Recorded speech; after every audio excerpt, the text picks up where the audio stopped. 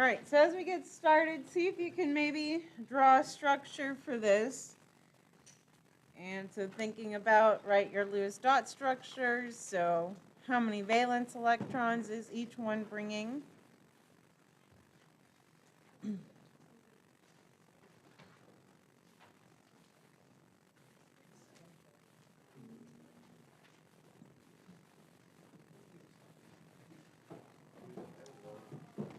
So try to play with that.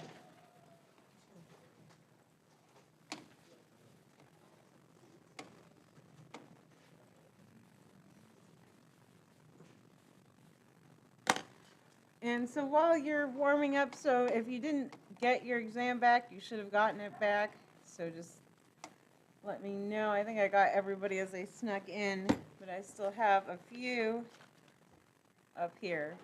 And then, of course, don't forget your test corrections. So I'm offering 70% back for credit. And so it doesn't matter how much you need back, what your grade was, just do it, return back the corrections, and I'll give back 70% of whatever you earn back. And I don't really have a hard deadline, just, before the quarter, sooner the better is always good.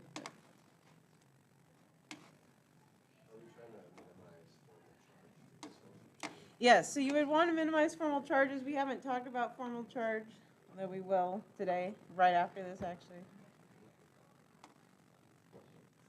Yeah, I'm going to close the door.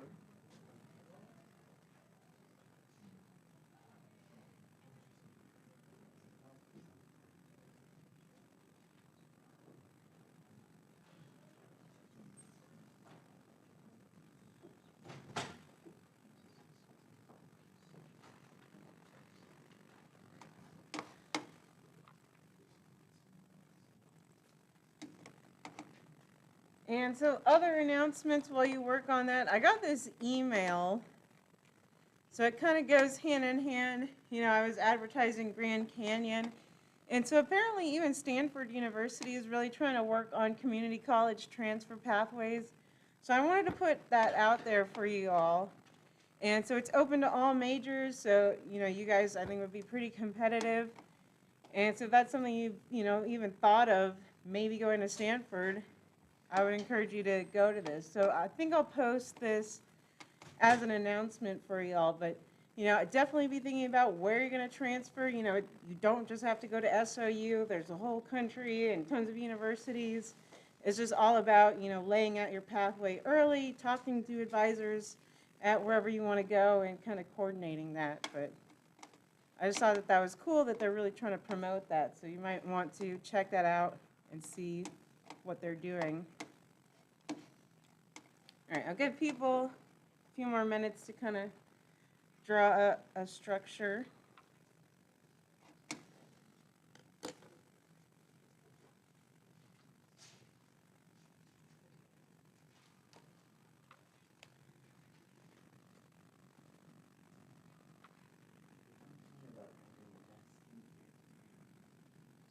On their desk.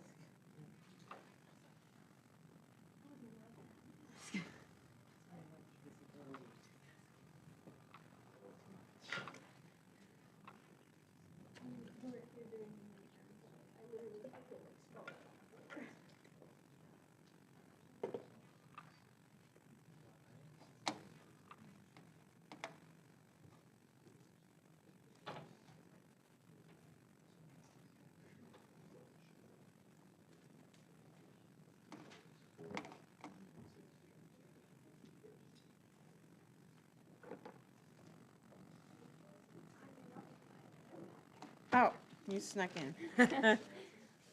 Or I missed you.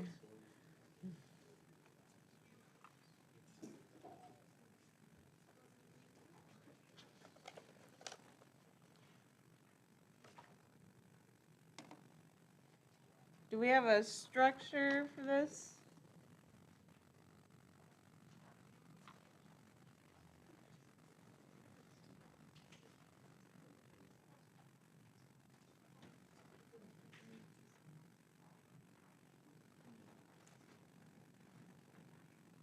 All right.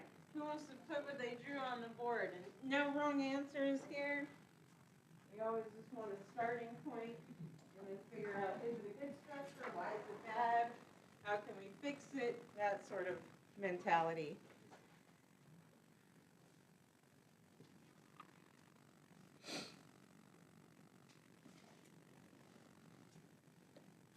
You just want the Lewis dot structure, right? I can get one, right?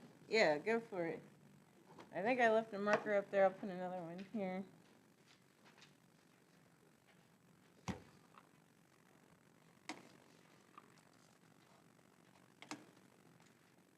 Alright, so oxygen, and then I put a fluorine on each side just because I like them to be opposite of each other. Oxygen has 6 valence electrons and fluorine has 7. So that's what I got. One double bond and one single bond. Does that look correct, everyone? I think mine will be different. I just did 2 single bonds. Can you show me yours? Yeah, and count up, because I think you might be missing electrons in your drawing. Maybe.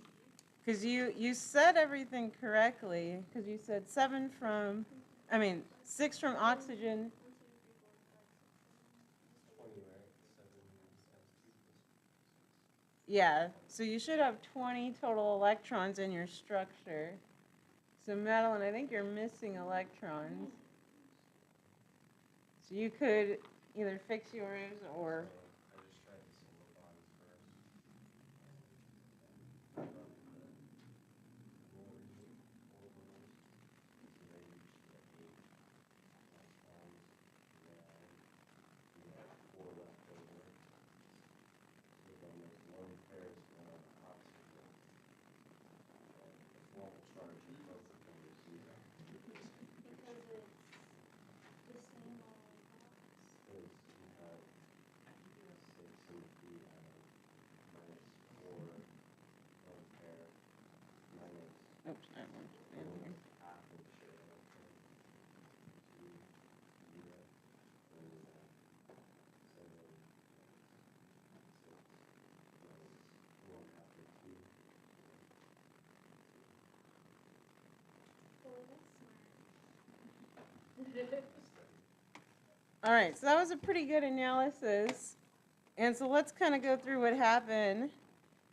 And so first structure was just missing electrons. So that's always step number 1 is like, do we have enough valence electrons? So we said we have to have 20 total, so we needed 20 in our structure. And then so that brought us to this structure. And then Andrew did a nice analysis of the structure. So there's 2 different things that we're looking for to try to get, either the best structure or maybe a combination of resonance structures. And so we need to make sure, well, now that we have 20 electrons in our system, is the octet rule satisfied? And okay, yes with fluorine, yes with that fluorine, and yes with oxygen. So octet rule satisfied, that looks good. And then he went a step above, since we haven't talked about formal charges, but we're going to talk about it right now, so let's talk about it. And so this is just the formula for it. And it's a good habit just to check every structure. So even in this case, we have no overall charge, but it's still good to check and make sure that everything is 0. And we could possibly have, a +1, a -1 next to each other, canceling out to give us overall 0. And so this is just a formula, and I think of it a little differently, and so this is fine. And so I put number of valence electrons. I might just make a note, so from the periodic table, so you remember where to grab that value. And then minus, so total number of lone pair electrons, and that's individual electrons. So I usually put that, so minus individual electrons. And this could also be, we might have a radical occasionally where we have an odd number of electrons. It doesn't always happen, but that's why I put individual electrons.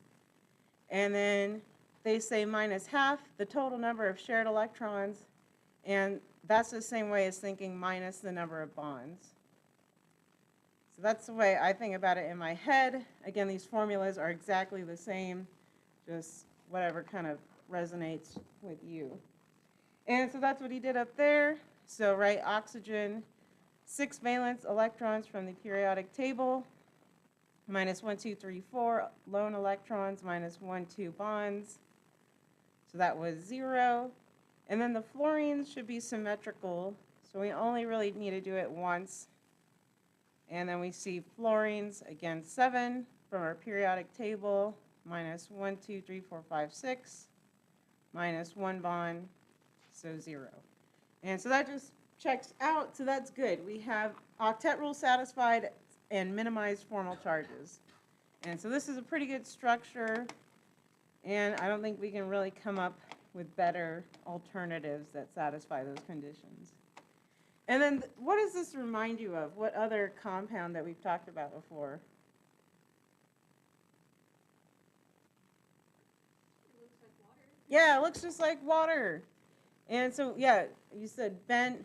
And so we also want to practice drawing it like that. And so just kind of working that element. And you also want to see kind of patterns. So, oh, yeah, it is like water.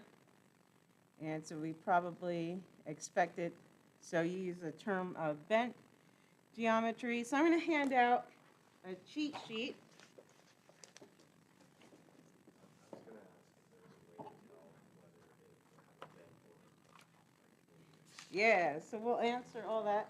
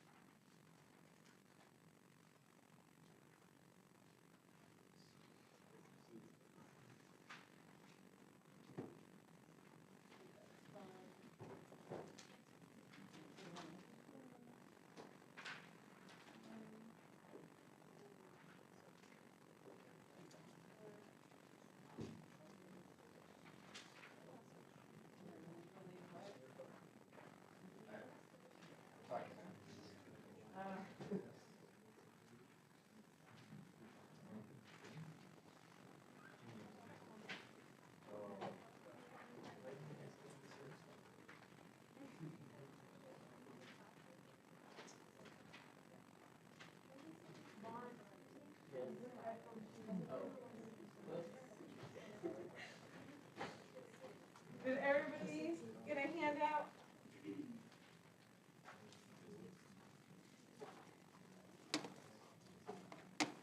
And so we're looking at our compound chem sheet. Let me pull it up for everybody. So this is a really good kind of guide as to what the geometry is. And so if we look at our cheat sheet, so first we have to kind of read how to read it. And so we have our key here. And so the big key is these electron pairs. And so this means how many things it's attached to. So both lone pairs and atoms. So in this case, we're in group 4, right? Because we have 2 lone pairs on oxygen, and then it's attached to 2 fluorines. And so notice, right, in this group, if it had 4 things attached to it, like methane, so it would be tetrahedral. Now we remove one of those, and it's trigonal pyramidal, so that would be like ammonium, and we'll practice that. And so if we have 2 lone pairs, though, that brings us to bent. And so notice this is kind of what I call the classic bent, so just like water. And it has the angle between the 2 atoms as about 104.5. So it's 104.5 for water, and I would expect it to be pretty similar with fluorine as well, since fluorines are pretty small. So that's how to use that. So let's look at another one, because you kind of asked a question. Let me see. I think I have it, or I thought I did. Okay, I have lots of examples, but let's try this other one. So try SO2 for a second. So see what that looks like. Of course, count your electrons.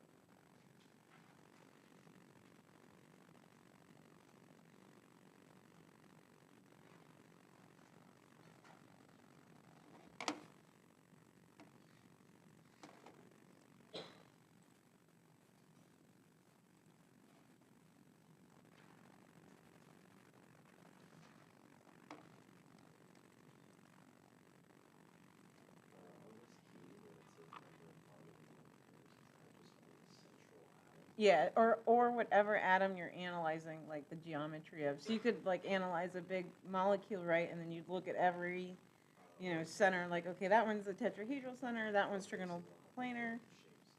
Yeah, yeah.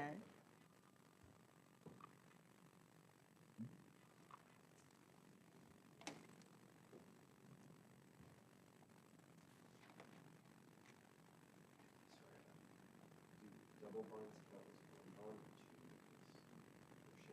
or two Oh, so it just count as like one thing attached to it? Yeah.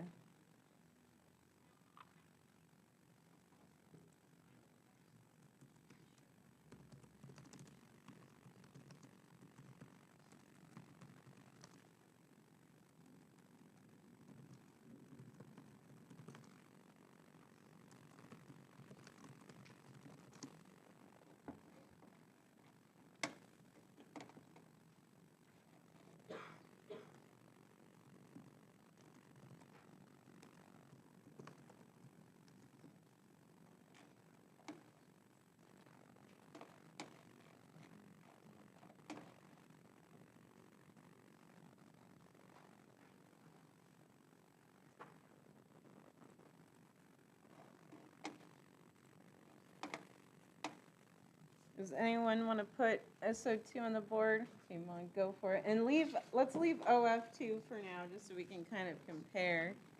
So if you can hopefully have plenty of room underneath.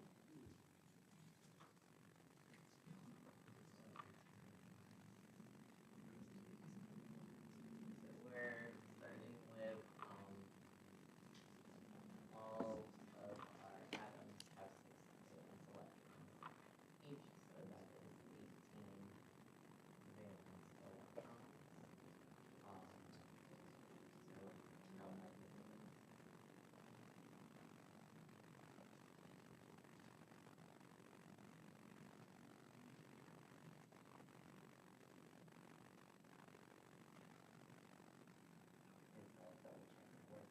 double check. What 1, 2, 3, 4, 5, 6, 7, 8, 9, 10, 11, 12, 13, 14, 15, 16, 17, 18. So that looks good.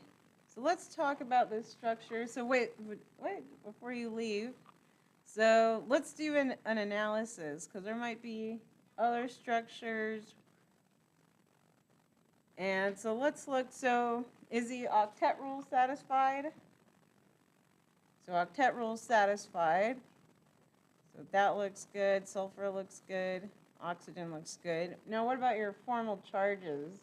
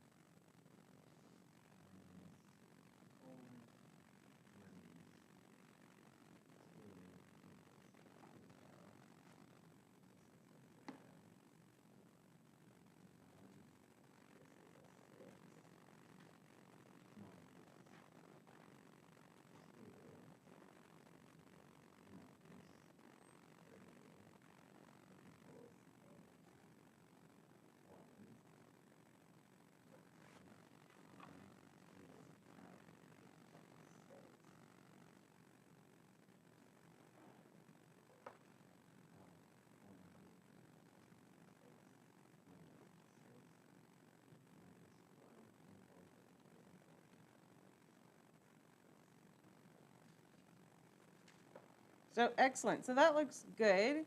And now, did anybody come up with an alternate structure or? I adjusted it so that all the total charges was zero. The only difference is you have two identical bonds, double bonds, opposed to oxygen. I was just worried because that would break the octet. Yeah, as it gets.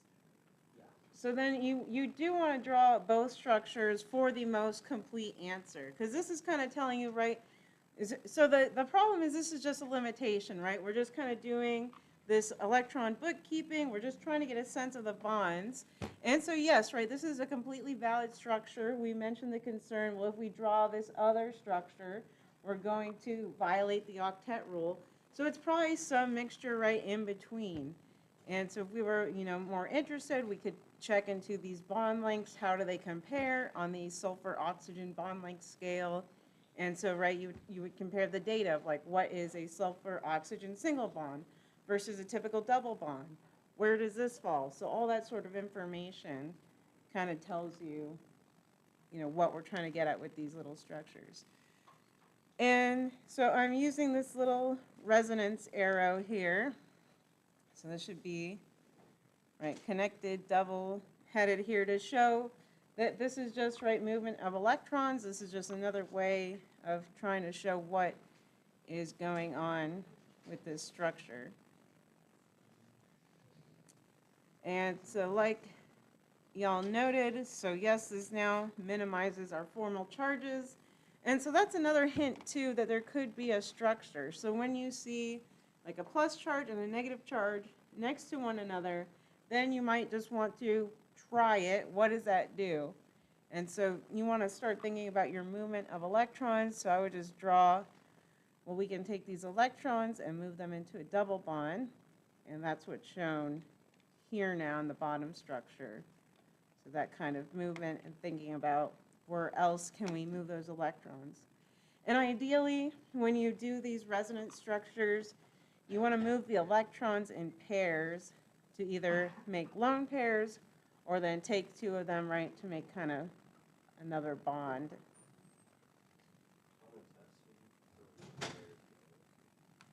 I would prefer probably both, or this might be considered the better one because sulfur can go hypervalent, which we haven't touched on, but there's still, again, merit to the octet rule. Yeah. So if I was feeling lenient, I would just accept both structures. If I was being really mean, I would want both structures for a complete answer. And so again, just note on this one, so of course sulfur has 10 total electrons that it feels. And so again, it does violate the octet rule, but it's okay, especially with that third row of elements, so they tend to go hypervalent.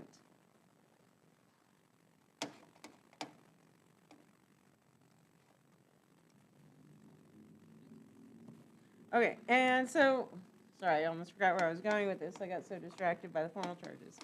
And so what is the geometry now? So look at your little Vesper cheat sheet. And what's the geometry and how does it compare to our previous one?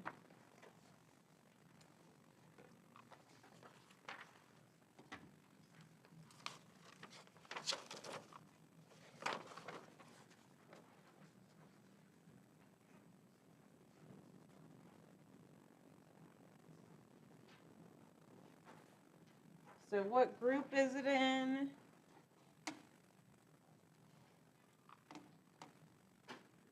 So, what'd you say? It's also going to be bent. So it's going to be bent, but which group is it in then? Like, what did you say? 3. So 3, right? So it has 3 electron pairs. And so instead of just being our 105 degrees bent, it now has a different bond angle of, about 120. They have it, 119, since that lone pair is going to occupy just a little bit more space. So it scrunches them just a hair. Again, average bond angle of 119 there. And so that's maybe that goes back to your question of how do we know how scrunched it is. So this kind of gives us an idea. So we have two bent forms, so either our tetrahedral electron geometry or our, so now we can say, so if it's 3 pairs, what is going on here?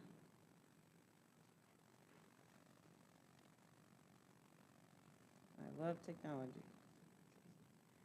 So if it's in the 3 electron group, we can say that its electron geometry is trigonal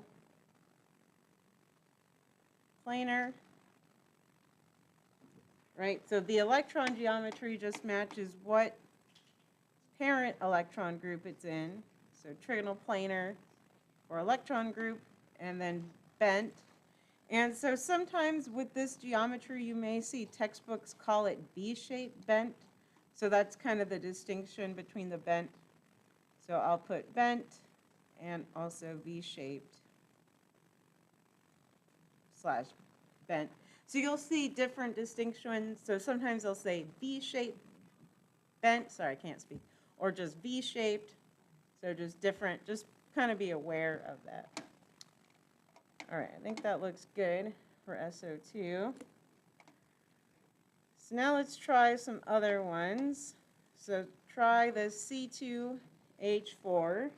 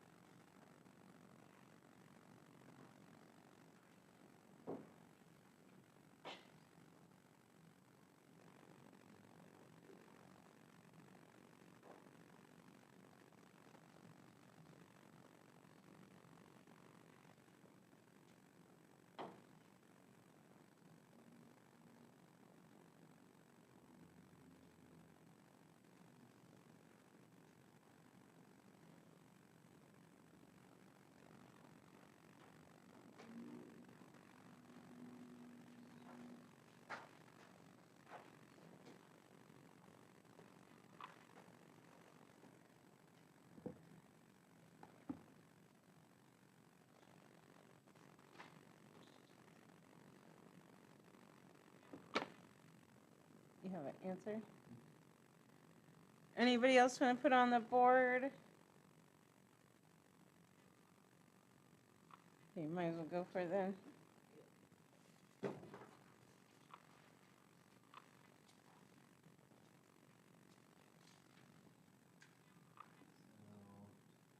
just, this is my method of doing it and thinking about it. I like to, in these types, I like to put the valences initially, and then this helps me visualize it more easily, because we have 4 hydrogens that we have to split into these 2 carbons, instead of 8 hydrogens, or technically 6, which would so I'm going to put a double bond here so that each of the carbons has 2 places where hydrogens can bond. And then it puts them right together.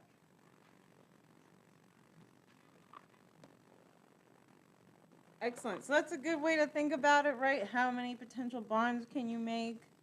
And so I like that way of thinking. Of course, right, you can also just tally up your valence electrons. So we add 4 plus 4 is 8 plus 4 is 12. So 1, 2, 3, 4, 5, 6, 7, 8, 9, 10, 11, 12. So that looks good. And so of course, right, double bond, we can say that. Octet rule is satisfied. And then what's the geometry? And so to analyze the geometry, you want to look at each carbon center. So what's our geometry at each carbon? Yep, so trigonal planar.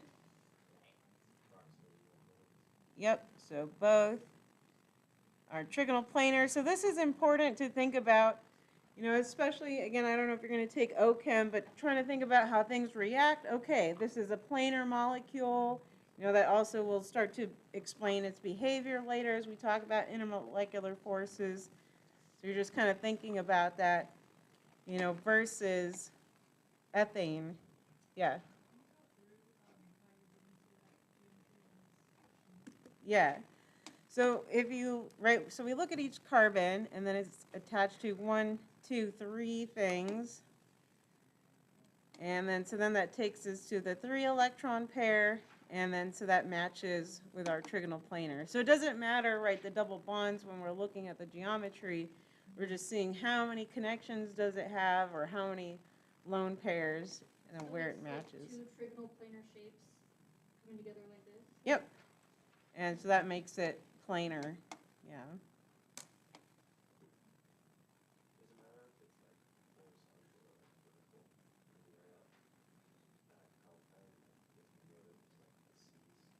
Oh, just like, you're talking like that? Yeah. Yeah, that you could write it like this. That doesn't matter, right? That doesn't change. It's geometry. So now try, well, and actually let's add, well, I'm going to introduce this term, but because of the order we go in, we'll talk about this later. So it's trigonal planar, so 3 things, aka 3 orbitals, go into it. So this is called sp2 hybridized, but again, we're doing MOs second term, so we can talk about what this means, but it really just means it's in this some sort of average hybridized orbital like this, so s plus 2 p's, but again, just kind of appreciate it for now. I have a question about the geometry. We were thinking about the carbons like separately, but will the molecule or the compound be flat, or will it have some dimension of being across planes because those 2 carbon planes don't have to be necessarily planar to each other? No, it's pretty planar. So yeah, you can see the structure, and that double bond prevents rotation, so you don't have, right, because you might be wondering, well, is there rotation then? But because of the double bond, that prevents rotation, so it is just always a planar molecule. So you, The single bonds on the ends rotate? the hydrogens would rotate. So these hydrogens, so right, molecules are not just standing there, right? So you can have the carbon-hydrogen bond is both going to be stretching. You also have rotational freedom. And so if we compare this, so now we could draw out ethane if we want. It's good practice. But ethane, right, is kind of interesting. So it does have rotation around that single bond, though. So it can be, right, continually rotating in solution. And that's something that you would talk about in OChem is like all the different energies of those rotations and how all that matters and blah, blah, blah. So yeah, that's kind of where it's going eventually. And then of course with ethane, again, you can tell, right, each of these are tetrahedral. So that has a lot more 3D-ness compared to ethene with the double bond.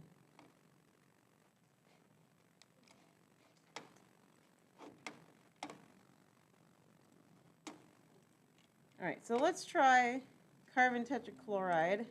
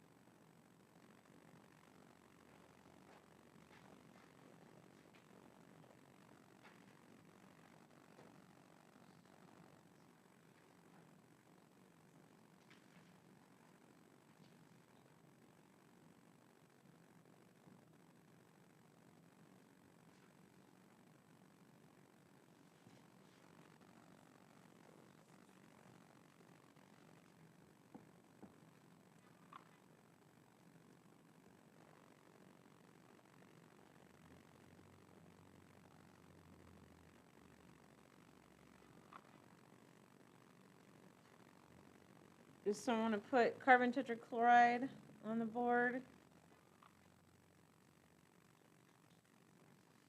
What about someone from the middle row? Jens, Cora, Matthew. You want to go for it, Phoenix? Can't make Vaughn do all the work. I can do it. I think Phoenix is going. You could be next if you want Okay. for ammonium. You want to do black? Is there a black up there? There's, almost.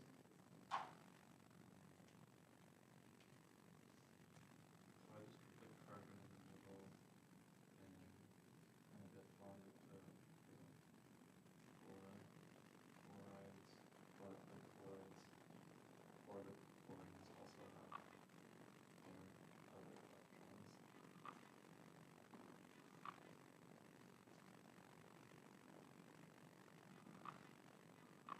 So I like it. Exactly what I did. So I'm just going to draw it a little bit more 3D, but you don't have to, so you could draw it like that. I just like drawing the 3D structure. Well, that looks good. Octet rule. And we didn't have formal charges. Yeah, no complaints about that one.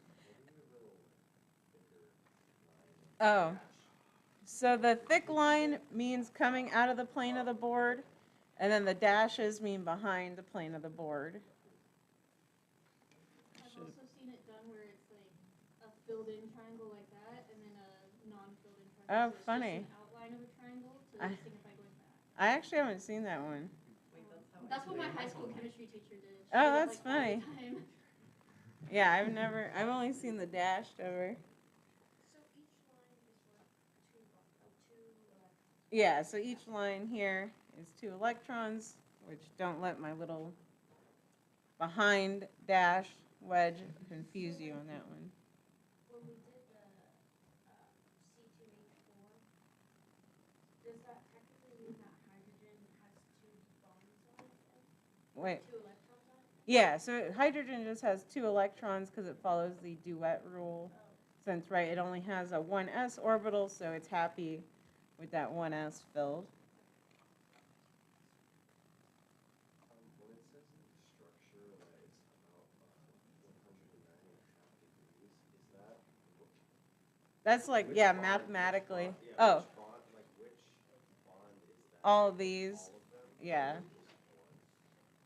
Yes. Oh, it's because they're on different planes, like the X plane, the Y plane, and the Z plane, right?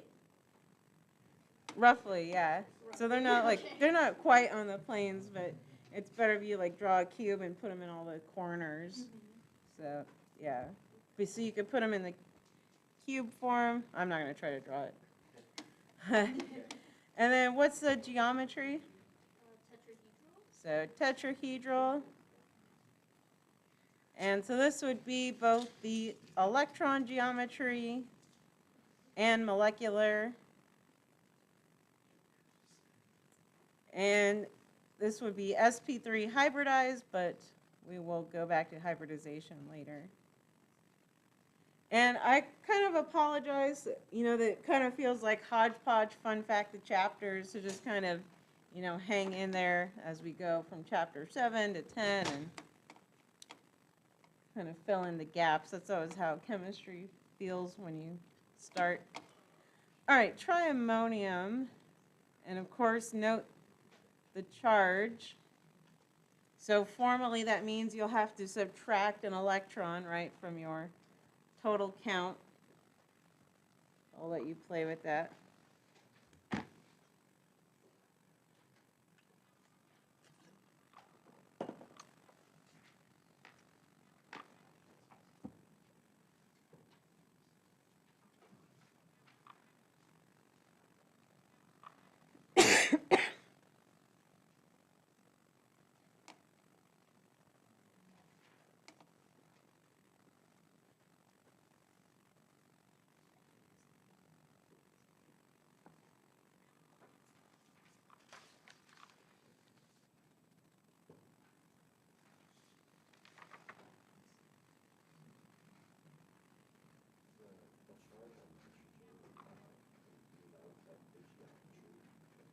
tetrahedral, or, we still just go off of this. Yeah, just like go.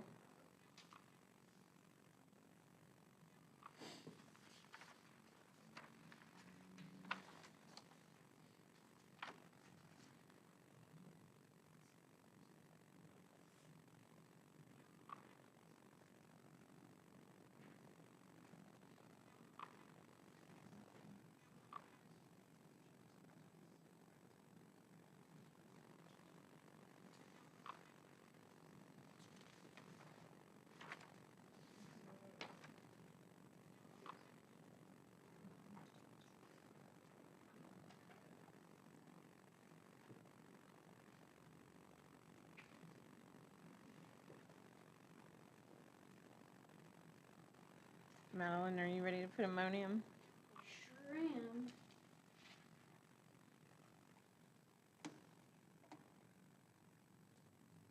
I'm really glad I don't have to draw the long pairs for this one because I don't entirely know how I would draw it.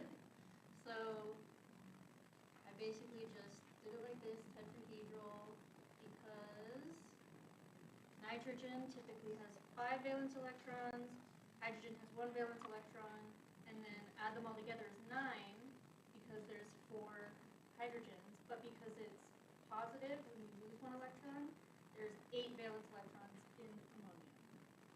Does that make sense? Excellent. Something different? Just checking. And then where's your formal charge go though? Because we have a plus sign, so there has to be a formal charge somewhere.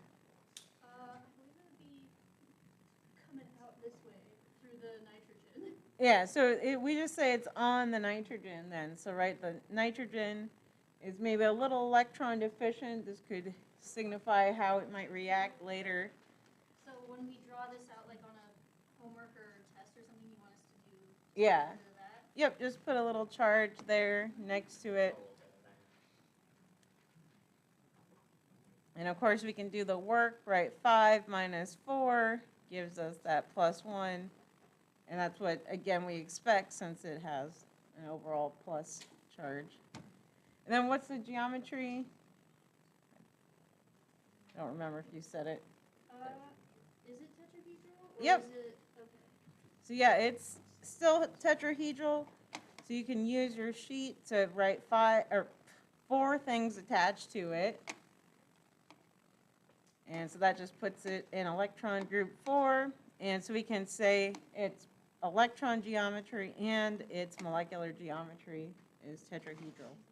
So the charges don't affect the shape. Correct, yeah. And so let's try pH4, or phosphine here.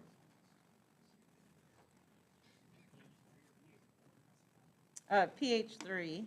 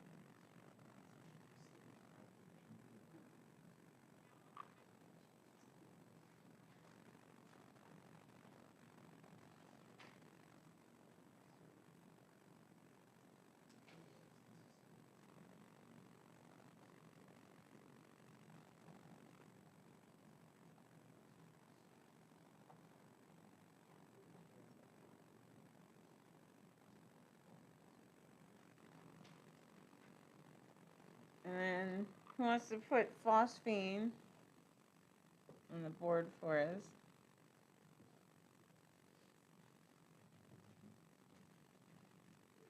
Yeah, go for it.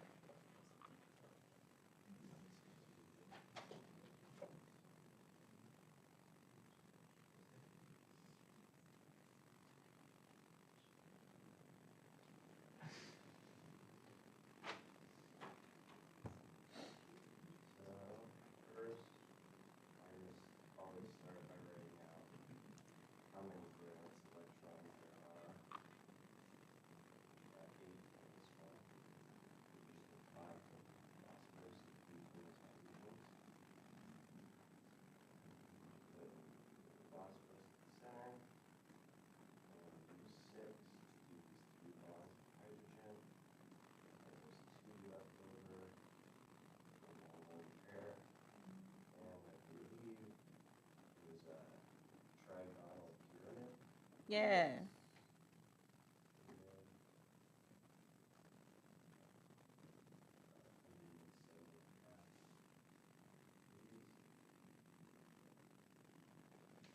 Is it 107 and a half? is that right? On the paper it says just 107. So I Oh, don't know. just 107.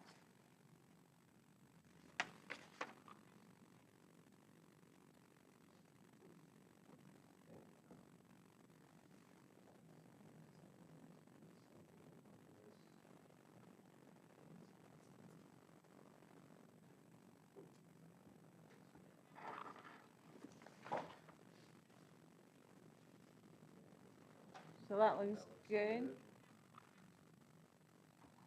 And so part of this 107 kind of guideline is to show us, you know, how much space, again, those lone pairs occupy and that they do take up more space. And you can see, right, so we have, let's go and compare. Actually, let me just pull up the sheet. So we saw, right, a plain tetrahedral, so no lone pairs was 109, and then we added, right, one lone pair, now it's 107, so a little bit smaller. And then two lone pairs, right, just a little bit more contracted, as those lone pairs, again, take up more space. And so good with the geometry, that it was trigonal pyramidal, so you can follow along. And of course, it's in group 4, so I put electron geometry of tetrahedral, so we can see it's in the 4 family, and then it's regular geometry, molecular geometry, of course, trigonal pyramidal. All right. And so again, where you want to be thinking about this and where we're going is we can also tell phosphines are pretty reactive. So it has, right, this lone pair, it's ready to attack, and so phosphines are flammable, and they also smell pretty nasty too. Yeah, the internet says they smell like garlic. I don't know that I would describe it as such. I work with a lot of phosphines, but they just smell like death to me. Like, I don't know, you just smell them and like there's something toxic about this compound, but anyways. All right, let's see. I don't feel like doing BF4 right now. Let's do the sulfate instead, or polyatomics. So try this one.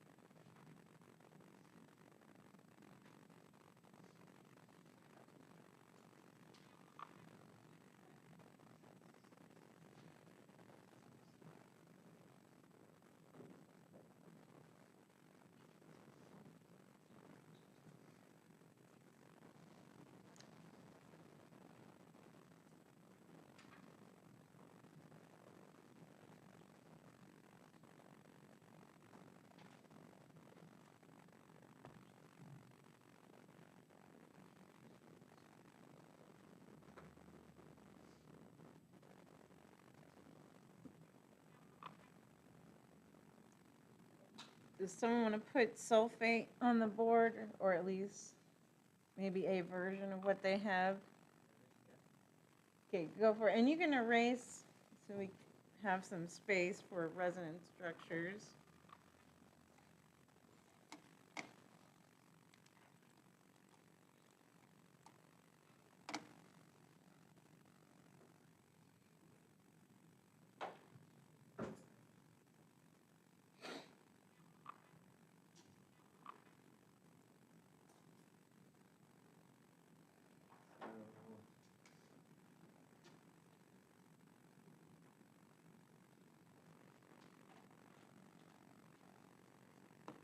So we're going to have 5 times 6 is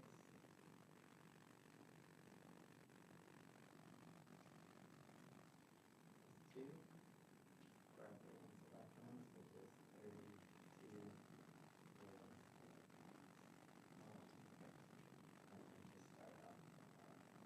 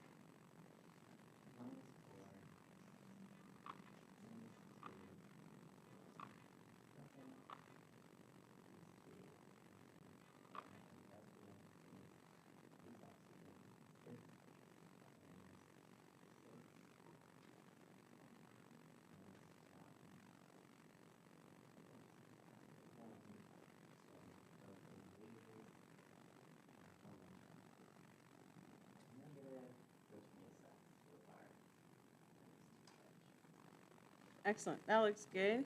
Question? So it does. So, right, that's one. So, right, again, sulfur can't go hypervalent, so it's fine. But we could also draw other structures. Other questions? Would it also be correct to draw everything with a single bond? So that's, we'll draw that resonance structure. Phoenix, what was your question? So is there a bunch of correct answers is what I'm seeing here?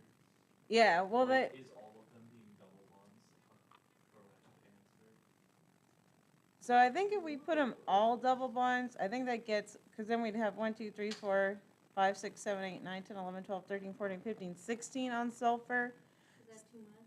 That's probably too much. So this is probably, That's the question, isn't it? so usually like sulfur or phosphorus tend to go like 10 or 12 total electrons, and they usually don't go past that. And then you would only go past that with like, you know, maybe noble gases could be something weird. But even then, I think usually they don't go too crazy.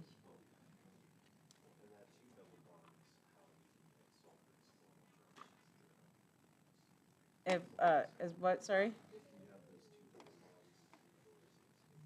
Oh, yeah. Yeah, exactly. So he does bring up the point that if you make a bunch of double bonds and trying to make it super hypervalent, then sulfur's formal charge is not minimized. And so and I think you all were kind of hinting at it. So we have a few resonance structures. So you could draw them. Oh, not draw that one. Yeah, I'm just playing around. Yeah. So one resonance structure, I'm going to draw the single bond one because that's probably the next other best one, other than, of course, all the permutations of this one, which I'm going to try to draw to show. And so we can have, right, this is fine. Or maybe not fine, but. So we have octet rule, but formal charges. So all of these oxygens have a negative formal charge. Sulfur has a 2+. And so that's the argument against this structure. And so that's also why you only want to make 2 double bonds to minimize the charge. So we have, right, our +2, so we can pair it with 2 double bonds to make our resonance structure. So this is good, right? So would all of these be considered tetrahedral? Yeah, and so that's kind of the key thing with the resonance structures is you don't want to be changing the geometry, right? You're just kind of showing where the electrons are localized differently. And so this one's kind of emphasizing the negative charge being on the oxygens. But then we do want to at least recognize that we have all these different resonance structures. Now we can draw the double bond on different sides. Because again, the true nature is more like the average. So again, we look at all these pictures, and if we could just average them out, that would give us at least a closer understanding of the true nature. And so we're seeing, right, there's some sort of mix of bonds. So all this is going to average to probably like 1.5 or so bonding. And so I'll just keep kind of drawing. And so you want to draw at least a few resonance structures on an exam and show, right, yes, you are aware that they're moving around. They're all the same.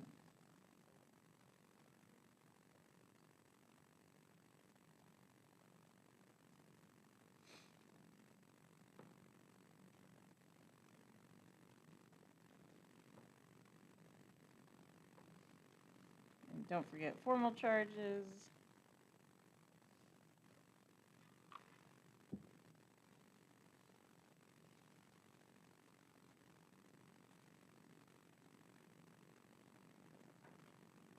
Trying to figure out which one I haven't drawn.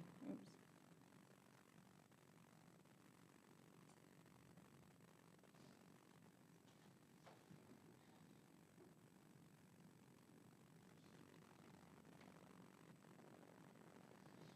All right, so those are all your structures for sulfate. Is it possible to have only one double bond and the rest are single bonds? You could do that, but then there's like the argument of the formal charges again. So I would say that's a valid structure. So you said just one double bond. So the only issue with that is you still just have a +1 charge on the sulfur. Sorry, once I finish drawing this.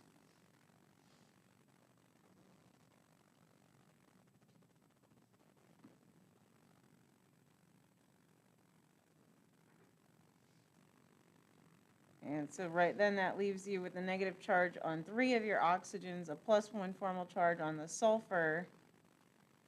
And then it's like, also, so 1, 2, 3, 4, 5, 6, 7, 8, 9, 10. So also a little hypervalent. And again, I'm not going to say this is wrong. So you could write out all the resonance structures. So this is just another way. But again, kind of with the structure, it's emphasizing a lot of negative charges localized on the oxygen, which is also something to at least take away from all this. So, in interaction, like, how can we influence this technical, we want to variation? Well, so it's not one of these at any point in time, right? So this is just a formality.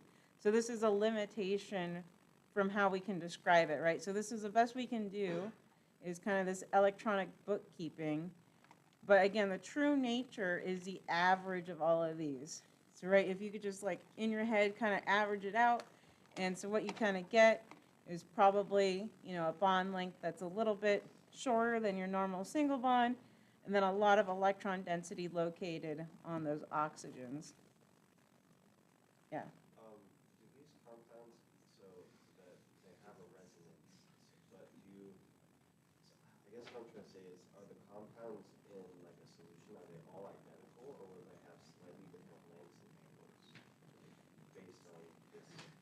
Well, so the problem is, like, in a solution, you can't really measure the bond length, right? So that, and that's again, just a limitation of like what we can physically do. So when we measure the bond lengths, it's always in the solid state. And that's still valid, right? But we'd have to, look at it. But then obviously in solution, right, there's going to be more movement anyways, and your bond lengths are always kind of fluctuating, normally. So it's just the solid state captures it. Okay. And so like all the compounds in like solid state will have identical.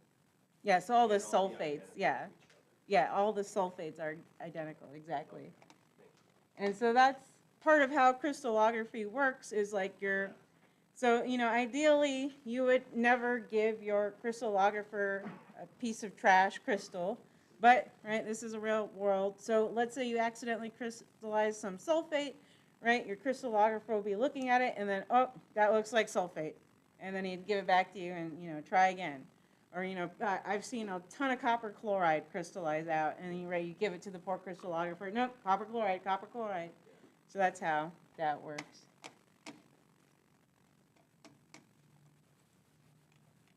All right, so we'll end on phosphate, just so we can kind of repeat the resonance thing, and then move on to our hodgepodge chapter.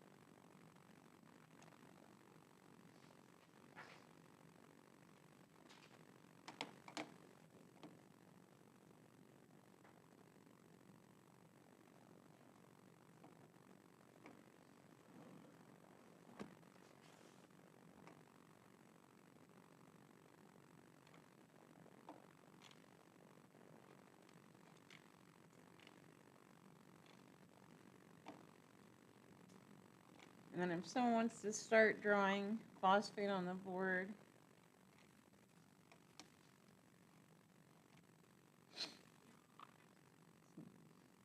Anybody else want to do it? Oh, yeah, go for it. I've been doing like this in my homework chapter, and I don't know if I know the long way. If there's a shortcut, please let me know.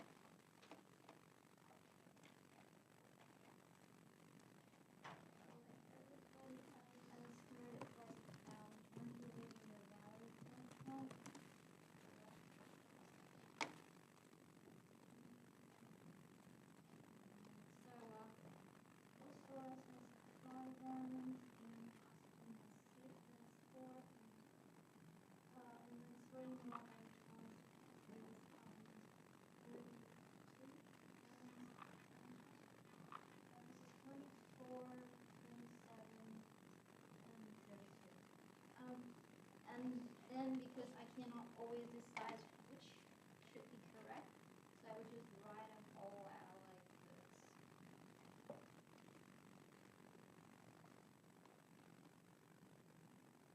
And then I would do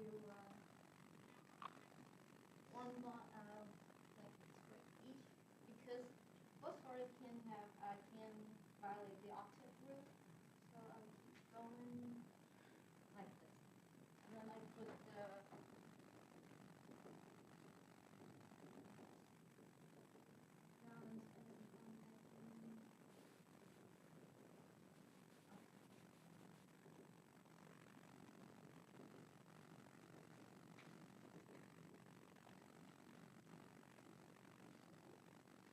I will start to count if there are enough valence electron or not. This is 6 times 4 is 24 plus 8 is 32. Enough. So this is 12. This is no, this is 18. 18, 24, 22, and 10 is 32. Right, also. And example 7 is also 32. Then I will start by doing the formal charge. Phosphorus has 5 minus 0 down, 0 along here, minus 4 bonds equal 1.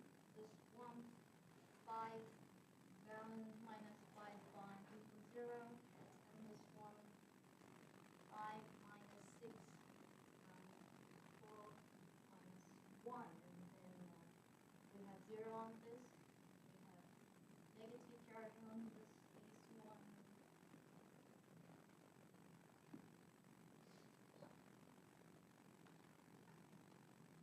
So I see that I've used the one in the middle. That is how I usually do it. And so, let's see. So I like your selection. So this is probably the best one. So I definitely agree with you on that. And then, let's see, did you put the +1 on our phosphorus on your leftmost structure? Yeah, I did not put it there, but it should be a plus here and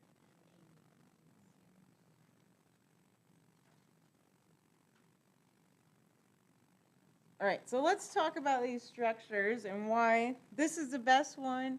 So I would still keep this one on there just because it does reflect the octet rule, right? So this is still okay. And then what's the issue with maybe this last structure? So it's, it's not bad, right? It's not, we're not really doing anything wrong, but what's maybe fuzzy about it?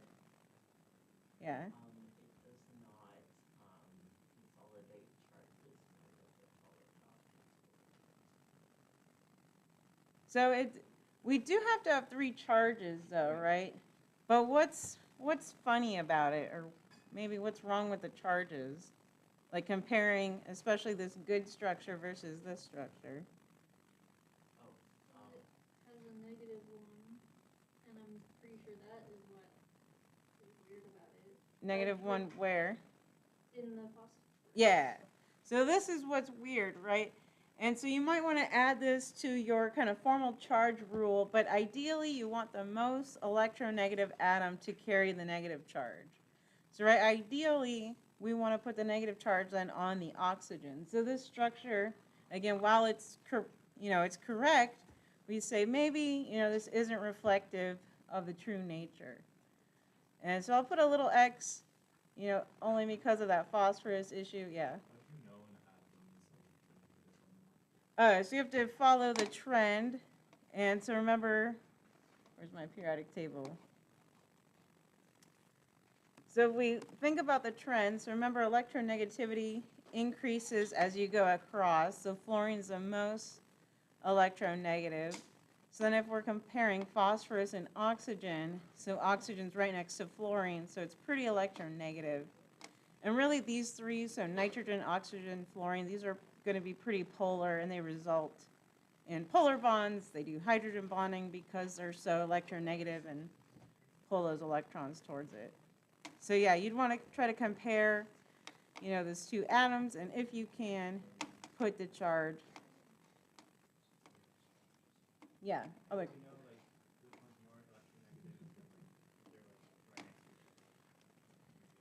So fluorines, whoever's the rightmost one is the most electronegative, and then as you go down, it decreases. So fluorines,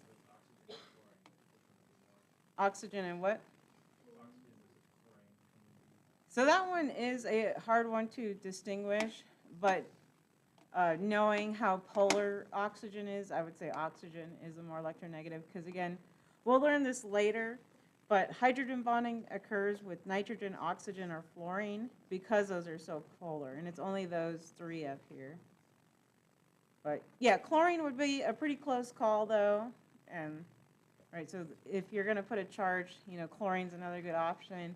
And you could always play with that, because we're gonna find that, there are scenarios that break that. And actually, I know I said we're gonna move on. But let's just do one more because it's odd. And you'll see what I mean. So try CO. And then it's gonna break what we just said.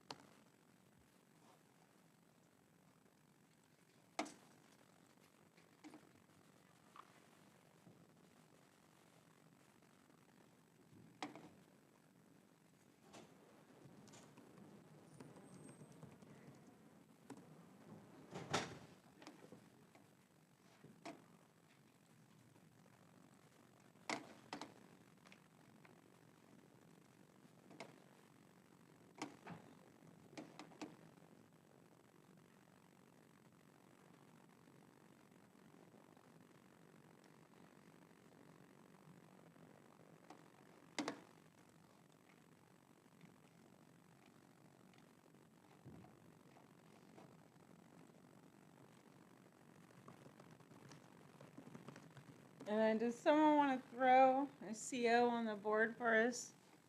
I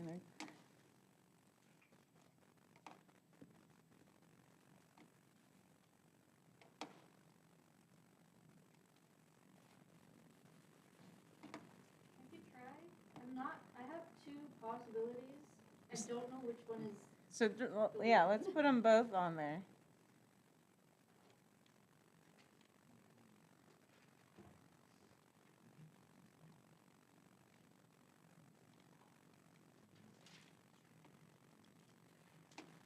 So CO has 10 valence electrons, and then I said C obviously needs to be bound to O. I don't know if it's a double bond and 2 lone electrons on carbon with 1 lone pair plus 1 on oxygen, or if it's a triple bond and it is, or not here. 1, 2, 3, yeah. 1, 2, 3, and 1. Like that. Does that make So sense? you don't want lone electrons, but I like what you're thinking. So can you just like rewrite it with not, you know what I mean? Like you don't want just like a single electron unless you have an odd number. For Yeah. carbon, you mean? Yeah, so that one, So then both this your one would structures. become a pair like this. And Yeah. the oxygen would be like that. Or at least, so let's see what this structure, CO? Does that have a charge? no. So 1, 2, 3, 4, 5, 6, 7, 8, 9, 10. Except what's the issue with this double bond structure? So let's talk about it. The oxygen's formal charge is 0. Is that the issue? No. That's what I was thinking. I thought oxygen charge is 0 and carbon is For which one? for the double bond. For this one? The formal charge.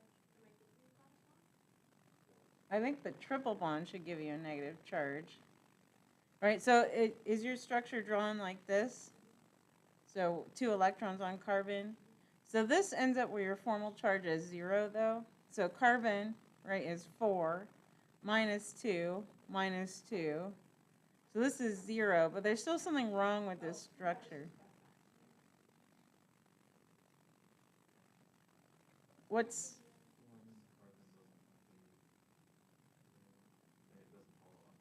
yeah, the octet rule. So, right, we had it all nice with our charges, so that worked out, but whoa, we're violating the octet rule. So So 6 electrons there. So let's go back to your triple bond one that you drew. So kind of fix it because you have the right idea. Just put the electrons together for your triple bond structure. Yeah, and then erase the one on the oxygen. And so then we get this structure. So this is better. So now we have octet rule satisfied at least. But now what's the problem with this structure? Or what's maybe the weird thing?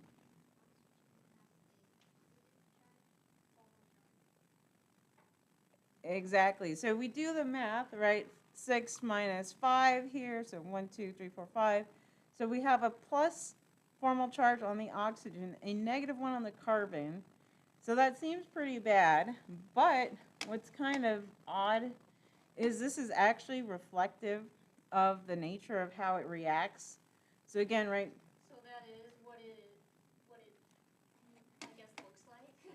Yeah, that's how it looks like and behaves. So we'll revisit this later. I was trying to find a better picture, but this is an MO diagram, and so it's kind of trying to show, so this is where your HOMO is, so highest occupied molecular orbital.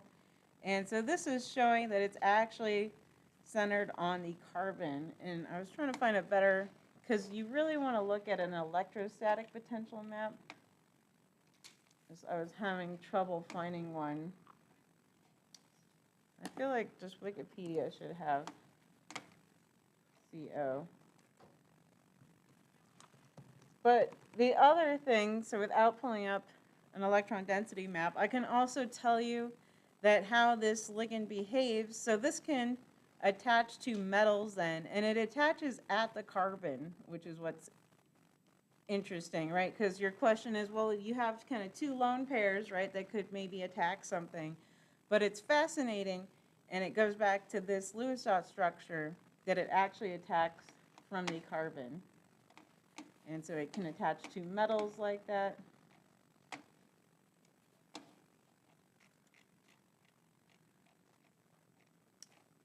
All right. I'm irritated with everything not, oh, here we go. I finally found what I was looking for, or at least something. And so again, this is the HOMO, so highest occupied, and what we're trying to take away is, again, it's carbon centered. So kind of odd, but our Lewis dot structure does at least tell us that.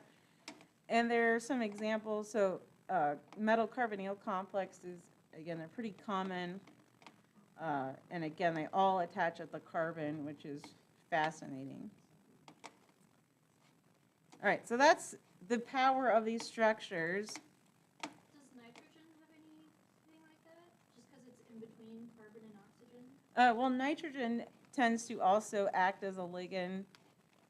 So of course, right, if we just go back to ammonia, it has that same thing where it has those 2 electrons that are primed to donate.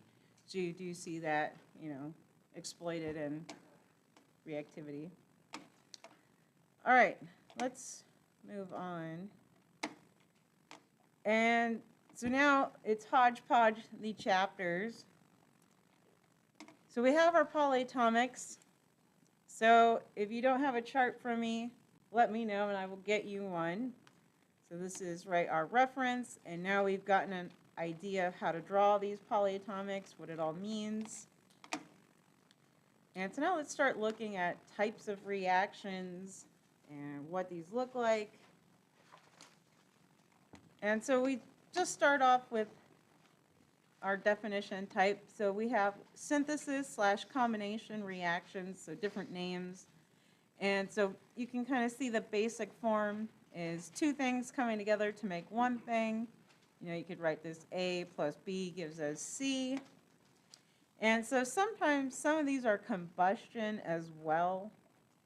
And so if you notice, we have a very simple combustion of carbon plus oxygen gives us carbon dioxide. And the combustion, of course, is because we're adding our oxygen. And this could still be considered a combustion reaction, just burning. So iron plus, again, oxygen gives us our iron oxide. So iron 3 oxide in this case. And so just make sure, right, you can name stuff as well as we continue. So iron 3 oxide formed. And so this is just an interesting one. I showed it here because we don't often see these where it's like sodium oxide in this case plus carbon dioxide gives us, right, sodium carbonate. So just another interesting combination example.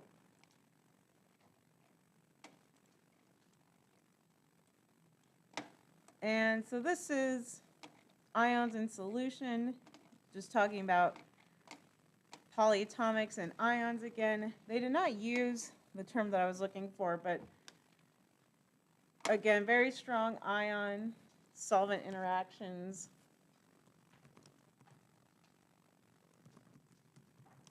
And so just emphasizing how things are solvated. And so sometimes this is called as like an ion water bond, or, but I don't think your book uses it. But we've kind of covered that, so that's in there. And then your book just mentions, right, a lot of polyatomics are oxyanions, and that's just because everything wants to be with oxygen, right? So you can kind of see that everything likes reacting with oxygen. It's a good thermodynamic sink. Unfortunately for chemists who are trying to do things other than oxygen. And so, of course, we can just appreciate that. And then part of that is also, of course, make the distinction. And in lab, we generally just use nitrate, but you might see nitrites and sulfates again, so more oxygens. And the more oxygen one has the 8 ending, the fewer has the 8. And then there's other variations on your polyatomic naming. For example, so then you can also have hypo, so meaning even less. So in this case of the perchlorates or chlorates, we have hypochlorite, ClO, then chlorite, ClO2 minus, chlorate with 3, and then per now means more, so perchlorate with 4. But again, you don't need to memorize stuff, just have your polyatomic ions and be aware. And so again, we see this repeated. So our chlorites have a bunch of variations. Bromine, of course, does similar things. So hyperbromite all the way to perbromate.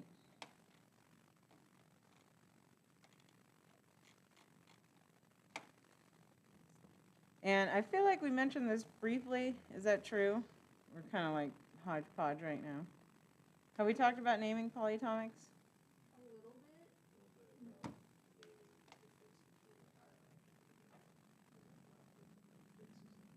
Ah, okay. So at least we mentioned that. So this is just re-emphasizing how to name. And so of course, right, ionic compounds are going to be the ones with your polyatomics. Most polyatomics, like we've seen, are anions, but we have our few cations, right? Ammonium is the one that comes up the most. And so then we just name them. And then again, if you don't have your polyatomic sheet, I can get one for you because that will be super useful. And so you just name your cation and then name, right, the appropriate anion. I know that this like can't work with that, but if there was 2 sodiums, would it be disodium nitrite? No, because remember for ionic compounds, you just name them. So it's only with the covalent where you do the di and the tri and all that. Yeah, because these, remember, just go back to charge balancing. So I'll put that, right, so make sure you balance the charges. Say you need, right, electrically neutral, that's what I'm trying to say. Unless, obviously, you're making something that overall has a charge.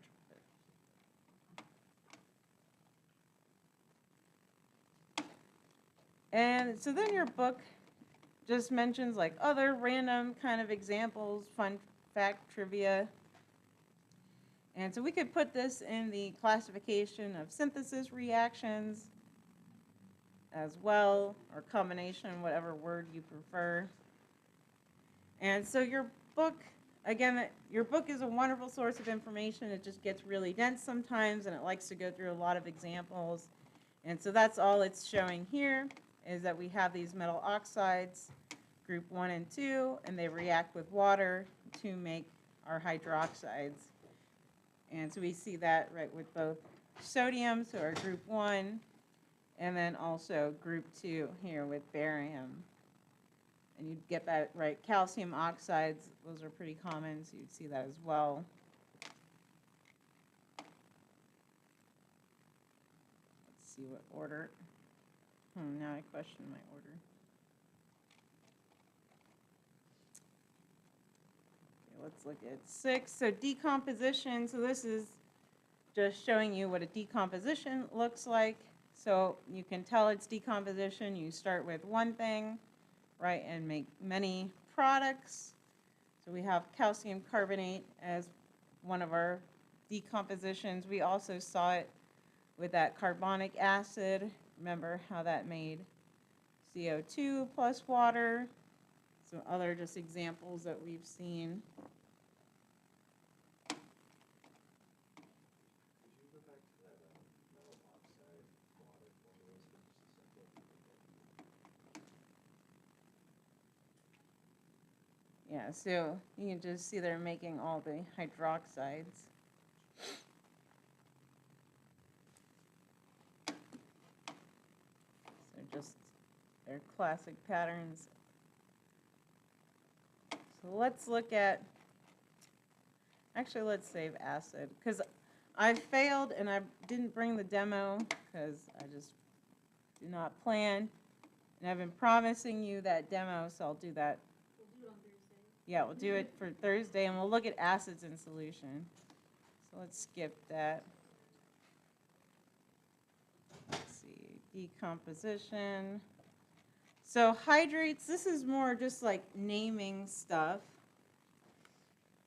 And so hydrates, and so let's be clear what this means if something is hydrated. And so this means that it's actually incorporated with the crystal structure. And so this is what this little dot means, right, is that it's complex, it's integrated. And so another common one would be like nickel 2, hexahydrate. And so, let me show the Wikipedia page. And so it's also kind of interesting. And so this one, so the waters, right, are actually complex to the nickel in this case. So you can see the structure, there's 2 chlorines, and then the waters are attached on there, so giving them our hexahydrate structure. And it does change. Are they attached? Well, it's And very, it's like not an aqueous solution? well, it's a labile interaction. So let's go back to the notes. So it's attached in the sense that it's temporarily donating, right? So let's say we have our nickel chloride, and then right in solution, water can come along. It's like, hello. And then, oh yes, I would like to donate my electrons to you, metal.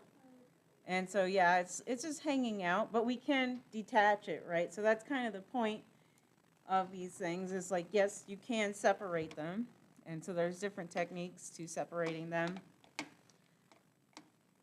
And so again, you have this green one. And so from personal experience, I know that you convert nickel chloride to the anhydrous form by boiling it in toluene. And so what you actually use, let's,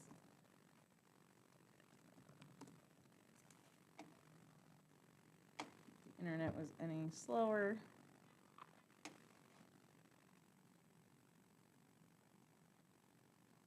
I don't know why the internet is so slow.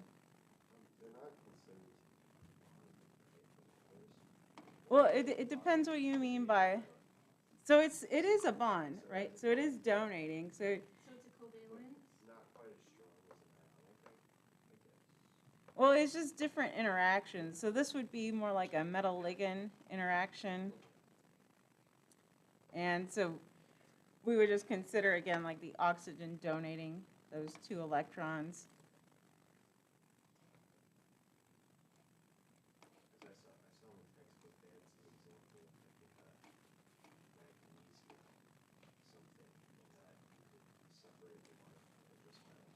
Yeah, and that also works. So that works for magnesium sulfate. I don't know if it decomposes the nickel chloride. I've never tried. So this is a Dean Stark, and this is a good schematic. But basically what you do is you take your nickel chloride hexahydrate, and then you take a dry solvent toluene, and then you boil the crap out of it. And then so the Dean Stark, kind of the key, so this is a nice Dean Stark. So notice that it has this little stopcock that lets you release something. And so what happens, right, is you're boiling, and so that water comes off, right, because even though it is bonded, it's not that strong, so it's still labile, we would say. And so you boil the crap out of it, this fills up with water, maybe you drain this out a couple of times, but eventually you'll notice you have no more water layer, and then if we look at this, you would know it's done because you also would have a nice yellow solution instead of your green solution. So would that have also worked for our copper lab to dehydrate the solution? That was different though because we weren't making like a hexahydrate complex or anything. And so somebody mentioned magnesium sulfate. So magnesium sulfate, those are just Epsom salts, right? Like your bath salts that you soak in. But yes, so they also come in all these different variations, and so this is just showing how, I was hoping they would have crystal structures, but you can kind of at least see the overall appearance. So anhydrous is going to be more powdery versus this crystal heptahydrate. And so with the naming, hepta means 7, so that's your classic Epsom salt, and there's different variations as well, just again depending how it's structured and then how it crystallizes out. Yeah. You see that being a trend of anhydrous forms being more powderish or less crystalline in their hydrous forms? Yeah, so they tend to be more powdery. The crystalline argument, you can always crystallize something though. So it just more depends on like the manufacturing. So right, you can take nickel chloride anhydrous and crystallize it out. You just can't do it in water, right? You would have to do it in another solvent. I guess it's just maybe easier to crystallize it when it's hydrous. Maybe? I don't know. Crystal structures are, it's an art and a science. Okay. And so again, what we need to take away, so you might want to write this down at some point as a cheat sheet, but we have our hydrate prefixes then. And so sometimes you have a hemi where you just have like kind of one water molecule in between two, so that's where you get the weird half structures, right? We don't normally see half equivalents. But then we have mono, di, tri, tetra, penta, hexa, hepta, octa. And of course, you could go right on and on and on. And again, that just tells you how many waters. So you can see how to name it. So in this case, right, calcium sulfate. Then we have our half, so hemihydrate, barium, and then 6 waters complex, again with our little dot, so hexahydrate. And then our copper sulfate, so our little 5 waters, so pentahydrate.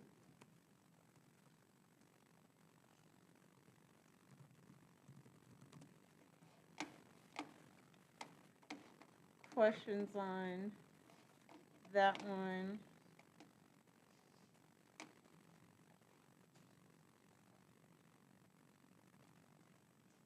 And I just pulled up copper sulfate just to kind of show, so this is, it's very nice and blue looking, so the crystal structure. I was wondering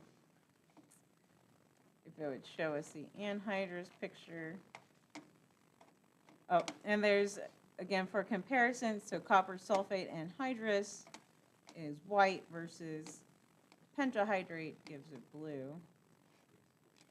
So if you were to leave it just like out to the atmosphere, would it eventually Yeah. turn into pentahydrate? Okay. Yeah, or some hydrate mess, and then, Some yeah. hydrate form. Yeah, so if you, buy the anhydrous, you usually want to keep it somewhere safe, like in a research setting. That's why you have the glove box.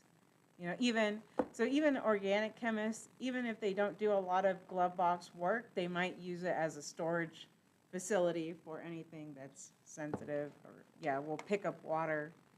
So it depends like how sensitive it is and how crazy you want to get. So that's where they have like those dry salts that help you dry stuff in a desiccator. But in my personal opinion, the desiccators suck. But so this would be a desiccator. You put your dry in the bottom and your happy chemicals in there. And ideally, you would hook this up to vacuum so it's has a nice continuous seal. But in practice, I don't see a lot of people actually do that. So anyways. And so back to hodgepodge of chemical reactions. And so does anybody remember what single replacement reaction we did recently in lab? Was copper something, and I believe it was zinc that we used to replace it. Yeah, so we had copper sulfate plus zinc, so excellent. And so we can see it's a single replacement reaction because it kind of does this swappy thing. And Did you write that equation? oh no, I didn't. I wrote it the same. Thanks for the catch there. There we go. And then I think somebody asked me in lab, it was like, well, what if we did the opposite? What if we, had copper and we had zinc sulfate, and would it give zinc back out? And so the answer was no, but then how would we know that? And so I've referenced the activity series, and now it's come back. And so this is the answer. And so you would need to reference this on an exam. And so the rule is anything higher can replace anything lower. And so let's find, so we have copper down here, and zinc is above, right? So that's why the zinc can kick out the copper, basically, but we would not be able to do the opposite. So copper could kick out, right, mercury or silver here, but that's it. Does this like corresponds to like ionization energy or electronegativity? So probably a mixture of ionization energy, which I mean is somewhat reflective of electronegativity, but if you look, right, so highest on our activity series, we have our lithium, potassium, barium, calcium, sodium, right? So a lot of these are group 1 and group 2. It also depends on like their reduction potential. So that's also what drives this, but we'll talk about reduction potential later. But basically like how reducing it is. So how badly it wants to give up electrons, which does go back to ionization energy. And so again, right, lithium, potassium, those are going to be up top. These are also reducing agents, which we'll get to. I feel like this chapter has everything in it because we're supposed to talk about redox and everything. We'll get there. We'll probably talk about this next week. But these are reducing agents, which we need to talk about what the heck that means. But basically, they're used a lot to supply electrons. So they are a good electron supply. And then, of course, we know they react with water. We've seen that, or will see that. And then if you kind of look down below it, so these are more group 2s, some group 3s, and then, right, some transition metals. And so they're less reactive, so they have to react with either steam or hot water or acid to get that H2 liberated. And then, right, these react with acids, so you have to use an acid. So these are more transition metals. Notice you have tin and lead there, and then are least reactive.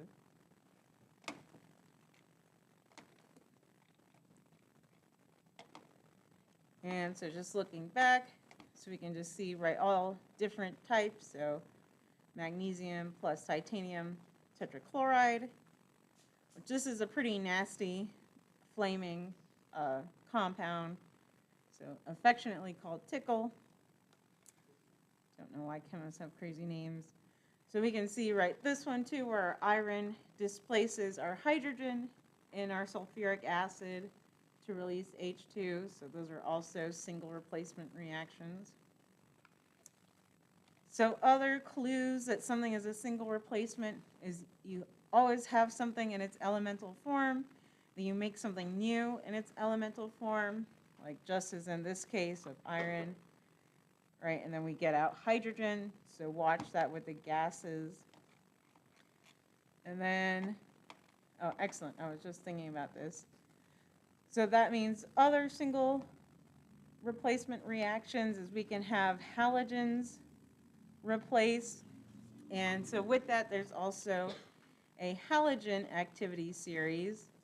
So fluorine, right, is the most reactive, so see it can replace everybody, so it can kick out chlorine, and then chlorine can replace bromine and iodine, and right, bromine can replace iodine.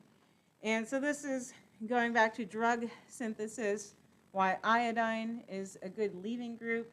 So right, and I don't remember if they use iodine in Breaking Bad, but basically how to make meth is another route is iodine. And so iodine itself is a regulated substance. So just like, you know, the crystal iodine. And it's so useful because it's low on the activity series, and so you can kick it off to make meth. So that's how you, more routes to make meth. All right. On that note of how to make meth, let's just end there. That seems like a good spot to end. So we'll continue our reactions. So we still need to finish kind of going through them. And then we'll talk about redox more in depth and keep doing hodgepodge chapters. All right, I will see you in lab.